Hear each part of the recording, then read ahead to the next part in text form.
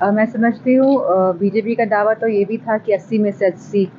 निकालेंगे। तो जिस तरह पहले इनके दावे फेल हुए हैं, मैं समझती हूँ चुनावों में भी ये सारे दावे फेल ही साबित होंगे। जैसे एक योगी जी की 9 सीट पे प्रतिष्ठा दांव पे लगी हुई है, वहीं योगी के दिए गए बयान जिसमें बोल रहे हैं वो बटोगे तो कटोगे, महाराष्ट्र तक गूंज रही है, महाराष्ट्र में पोस्टर लग रहे हैं उनको लेके।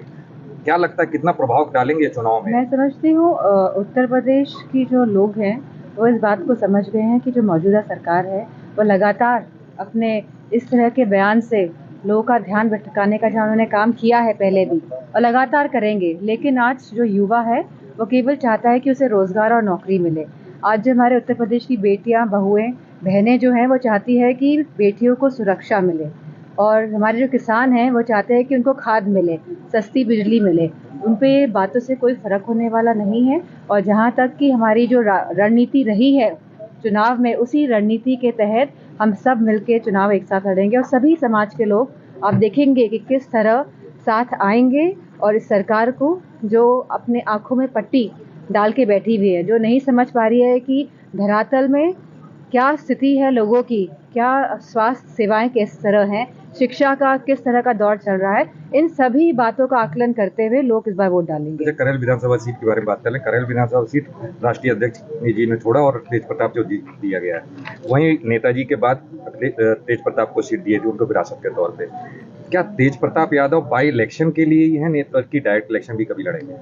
बात इस बात की नहीं है, ये तो समय ही बताता है कि कौन कहाँ चुनाव लड़ता है और किन परिस्थितियों में चुनाव होते हैं। हमारी पूरी कोशिश रहेगी कि करेल विधानसभा सीट हम ज़्यादा से ज़्यादा मतों से जीत के आए। भाजपा अभी तक प्रत्याशी नहीं दे पाई है और जीत का दावा नहीं, अच्छा है वो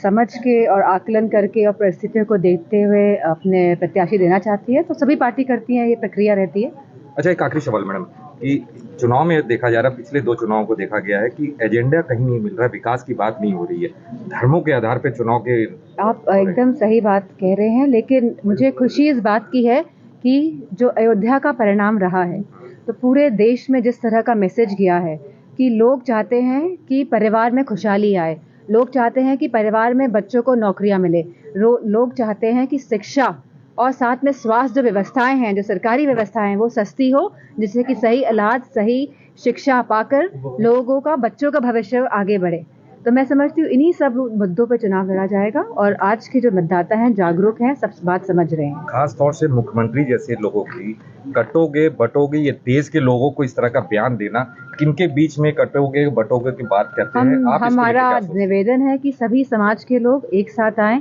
और ऐसे लोग और ऐसी सरकार और ऐसी सोच जो हमेशा बांटने का काम करती है, जो देश को बांटने का काम कर रही है, जिनकी जो सोच है वो नकारात्मक रही है और रहेगी, क्योंकि जो मानसिकता है, जिस तरह की बयानबाजी देते हैं तो मानसिकता का पता चलता है लोगों की। और हमारे कोई भी